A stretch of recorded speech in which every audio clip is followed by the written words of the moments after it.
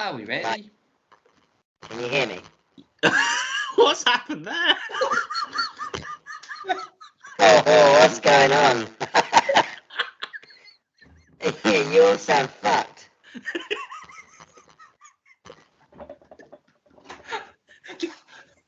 That's going in the video.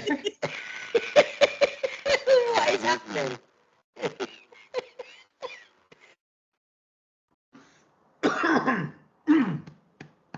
Sorry about that, guys.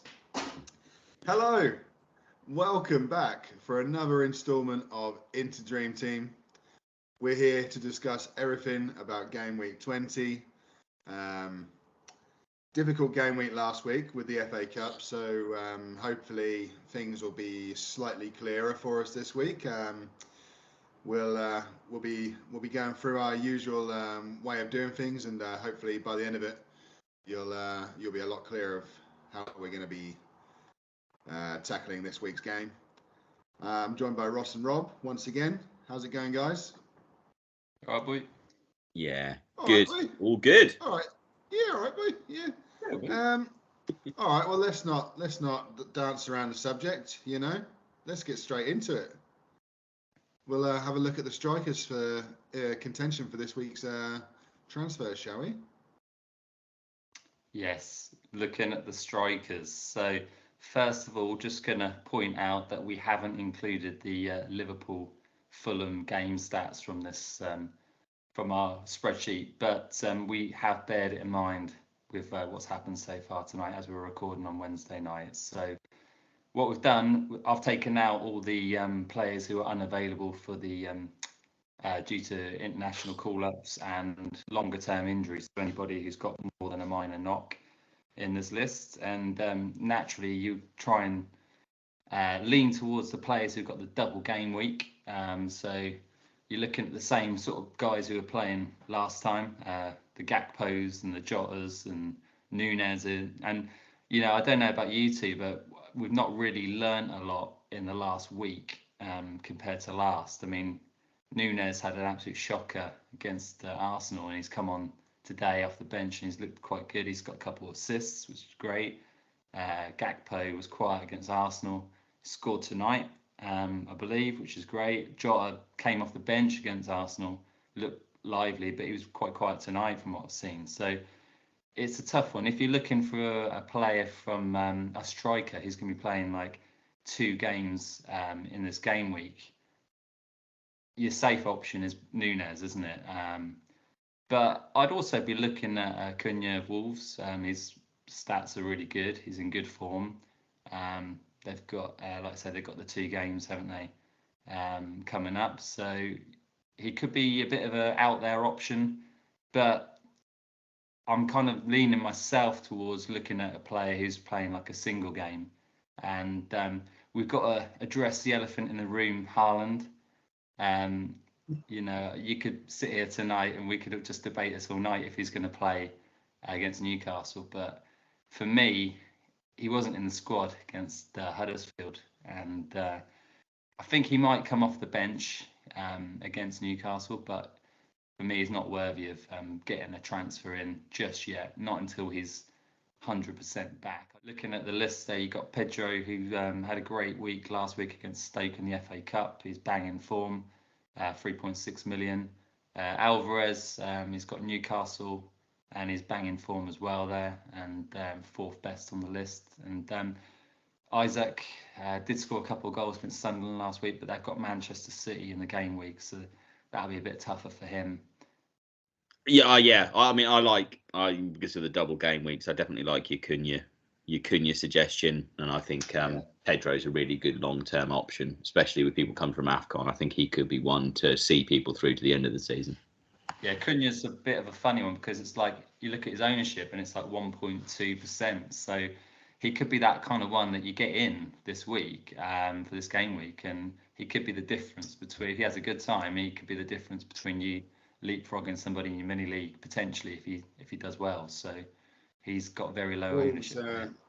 Wolves at home as well. They're unbeaten at home in the last 8 fixtures, so they're pretty solid at home right now. Molineux, Fortress Molineux at the moment. So yeah, potential returns there for Cunha. Yeah, mention Solanke got arrested in the FA Cup, much to the annoyance of certain Dream Team managers. Hey, Adam. Yeah, very typical of my week. But he's got a little knock, but he might be okay for the Liverpool game. He's got a good record against them, 3-2 against them, 3 goals and 2. So against his old club. Now the rest strikers, I want to kind of rename this the risk it for a biscuit strikers, because that a lot of them are pretty terrible, but they've all got double game weeks, and you got the man who wishes it could be Christmas every day, Chris Wood. There, he's gone a bit rotten recently. Oh, get it, Wood, rotten. Yeah, so we've got DCL, Dominic Calvert-Lewin. He's got a good record against Palace. He's scored 5 and 13, and he's got 2 and 7 against Villa. So 2 home games for Everton. So out of all of them, if you wanted to risk it for a biscuit and put a striker in, maybe him. Ings is on that list because West Ham haven't got any strikers at the moment. Worth noting, Ivan Toney, he's back against Nottingham Forest potentially on the 20th of January. So he'll miss the Wolves game, but he could play one of them games in that double game week for Brentford.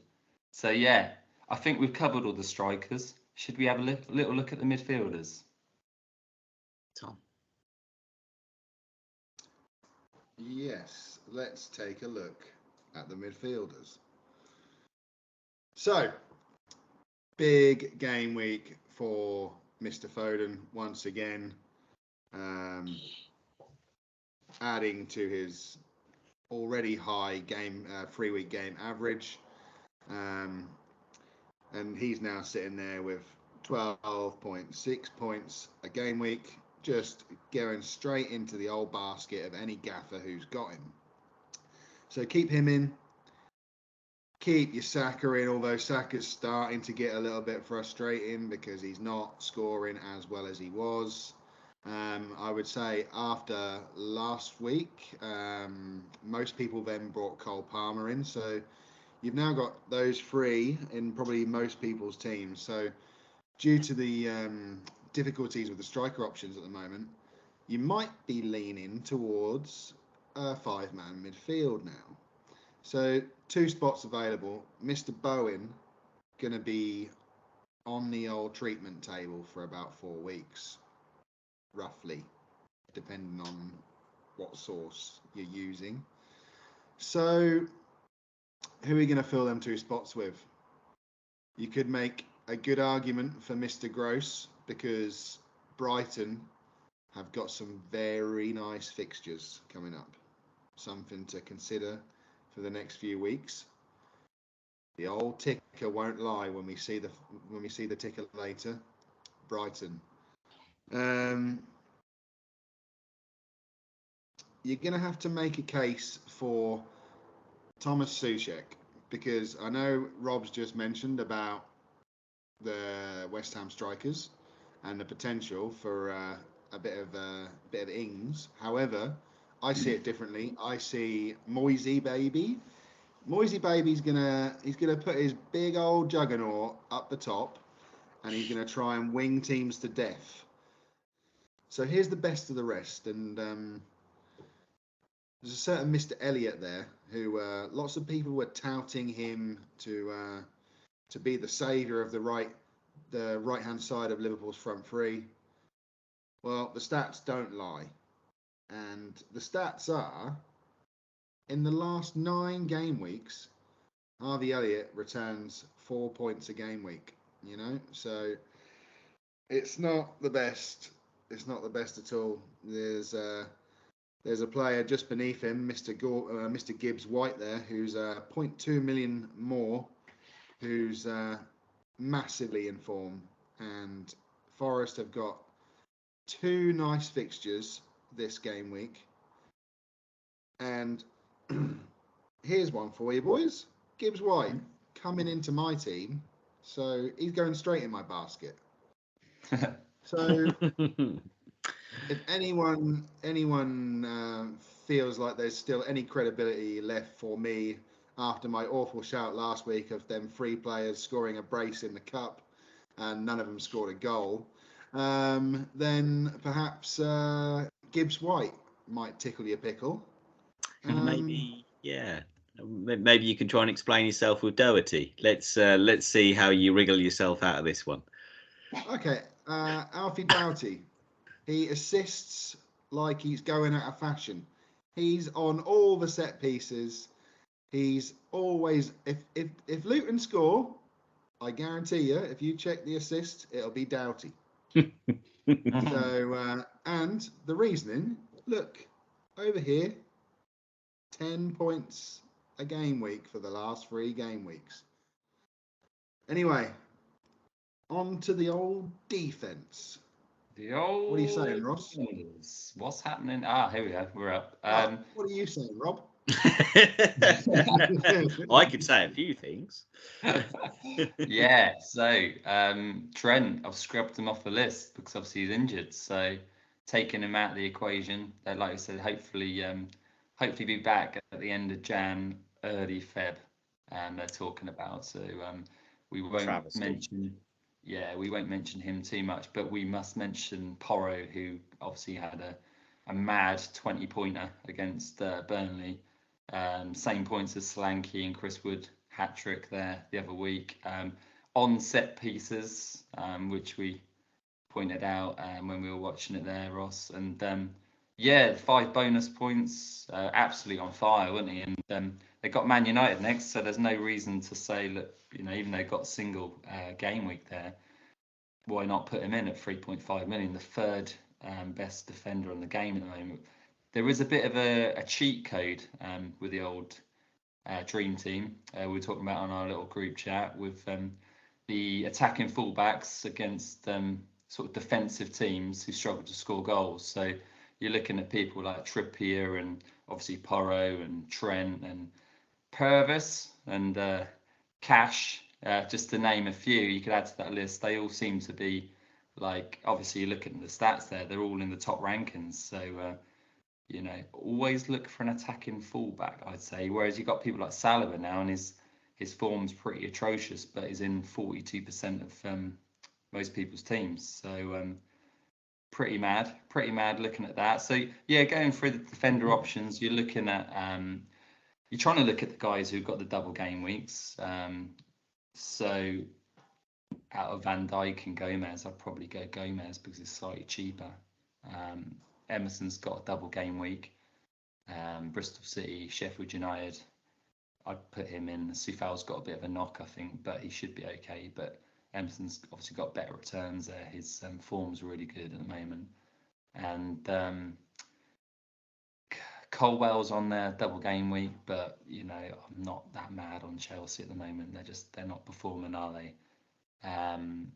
You got to mention Cash, who's literally jumped up in the standings there. He was like 11th last week when we done this, and now it's like the 4th because obviously he got his goal, got a clean sheet.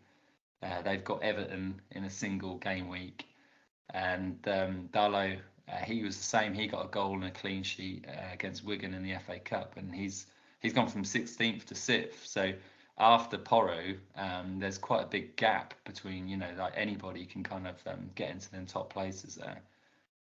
Purvis is, Purvis, he scored another goal, hasn't he? So that's why I promoted him into our top defender options. He'd be in that list, I think, had he played the whole season, but he's been out for quite a big chunk of the season, hasn't he? So yeah. He's hit the ground running though, hasn't he? Sorry, mate. He's hit the ground running. Only been back a couple of game weeks, and yeah. I mean straight back to work. Straight back scored into a good goal against Stoke. I saw it was on the edge of the box again, like another bloody screamer from Purvis. So yeah, I mean he could be a good option at 3.1 million to stick in, and just somebody completely different to probably what other people are going to be getting at the moment. Have we got anything to add to that, fellas? Yeah, get Purvis while he's cheap because he is price rising every week. He went up 0.2 last week, and he'll go up 0.2 again this week. So get him while he's cheap. All right. Get him in. Brighton, good fixtures coming up. Very good fixtures for Brighton.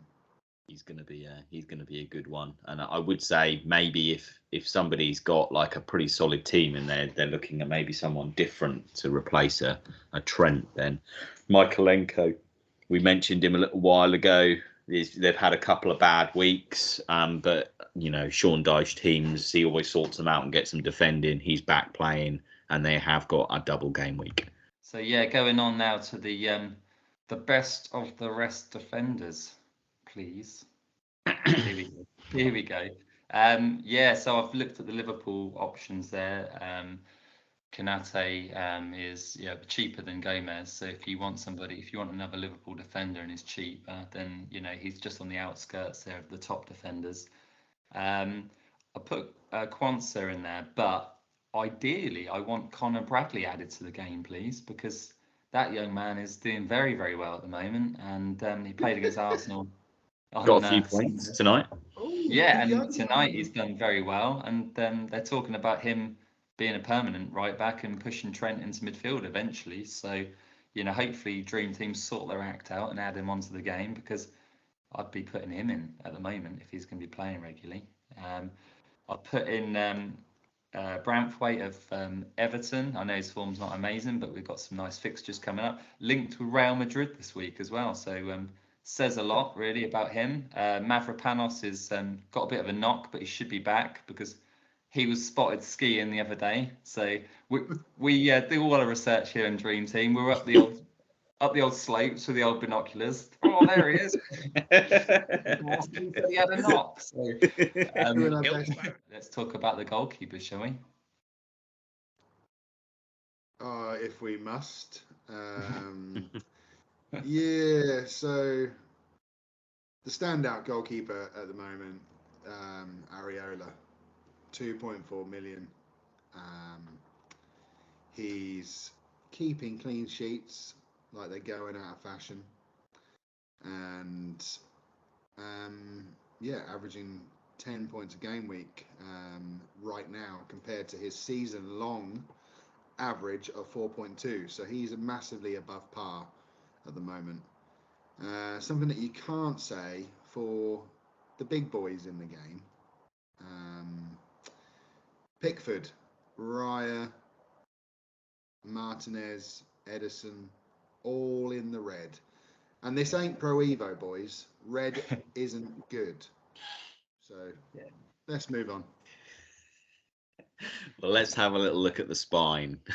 Wow, it's becoming a bit spineless, if anything. There ain't a lot on there. There ain't a lot. I mean, a couple of big boys that have been there a long time, Saka and Foden. Alvarez recently added, I think, especially with the way that Man City pick up in the back end of the season, I think he's going to end up being critical.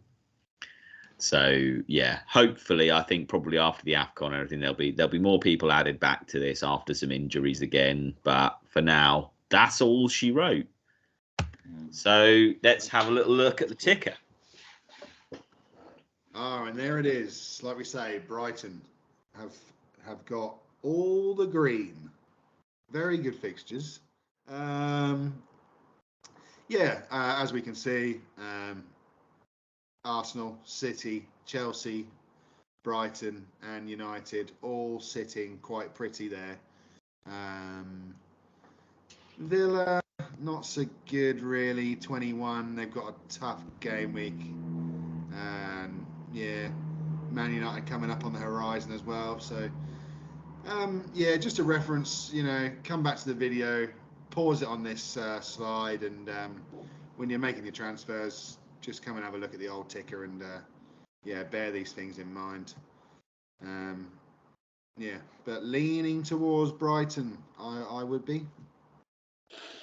Yeah, well, I think if we have a little look at the upcoming team stats, then you can see. I mean, this coming sort of game week for Brighton, maybe not. They've obviously got Wolves. So they've only got the one game this coming week, but after this week, they're looking pretty good. You've got a couple of key ones up there, the real form teams in the league. From this, Man City, they've only lost one game since the 8th of October. They've scored 52 goals since then, which is only 6 less than the United scored in the whole of last season in the Premier League. So that's pretty impressive. And they haven't even had a great time in that period. So just think what they could do in the back end of this season. Similar story with Liverpool. They haven't lost a non-European game since the 30th of September. You believe? So they're the only games they've lost, and usually because they're resting players. Unlike a team who are having a woeful time of things, Brentford, who only have 1 win since the 4th of November.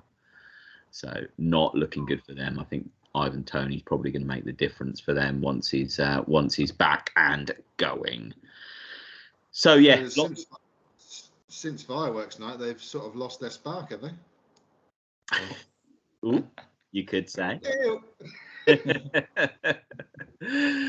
But yeah, you can see here is Liverpool, good record. West Ham as well got a good record against, although maybe not entirely relevant, against Bristol City and then Sheffield United. So I think both of them are going to have good game weeks. Whereas there's a few people in here who've only got got some assets in there, like Arsenal have only got 1, Brighton have only got 1 this week, and so have like Bournemouth and stuff. So not quite as good. Moving on to injuries, a couple to highlight. So we've got Trent. Trent is the obvious one. He's going to be out until at least the end of the month. Bernardo Silva's just got a knock, so should be back for this coming week probably. Ben Davies out more long term.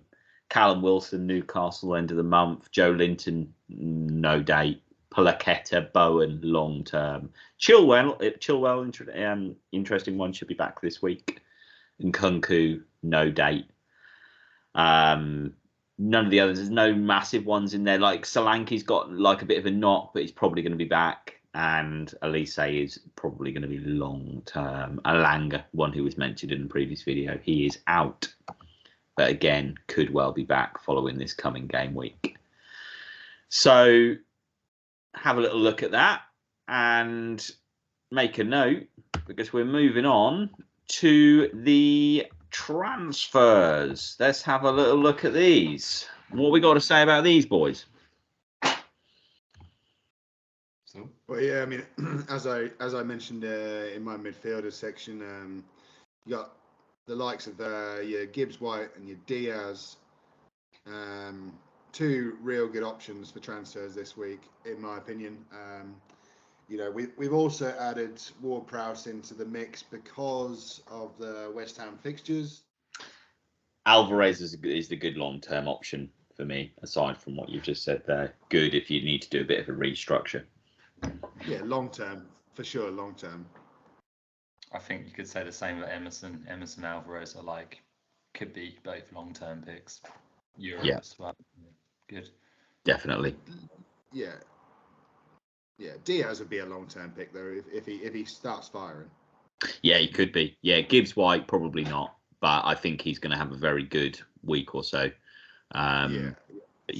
Luis Diaz could well be good.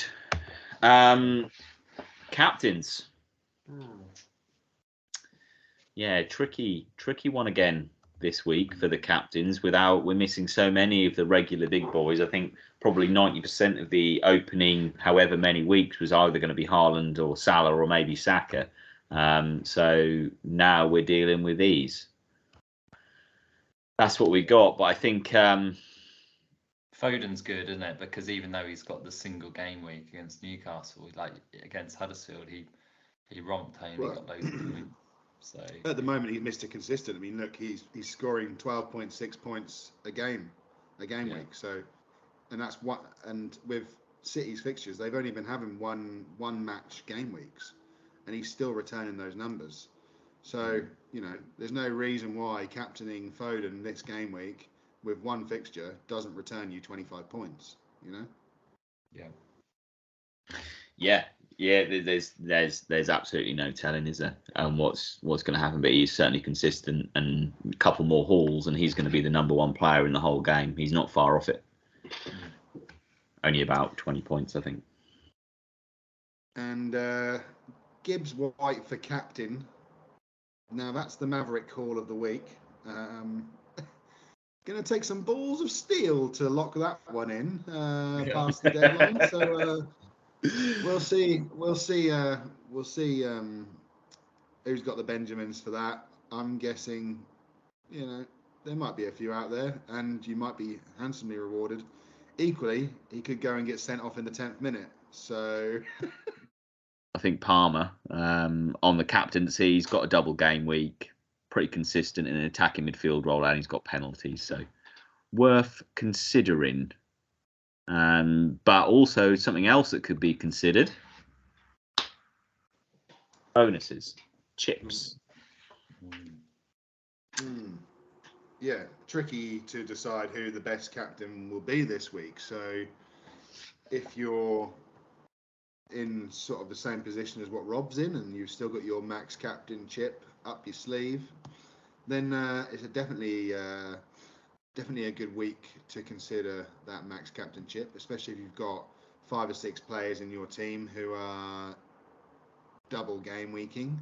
Definitely not part of a bus again. And if you've got a 12-man ship, maybe that if you want to use it. But I used mine last week on Nunes, and he got me about 10 points in total. So probably not really worth it, really. But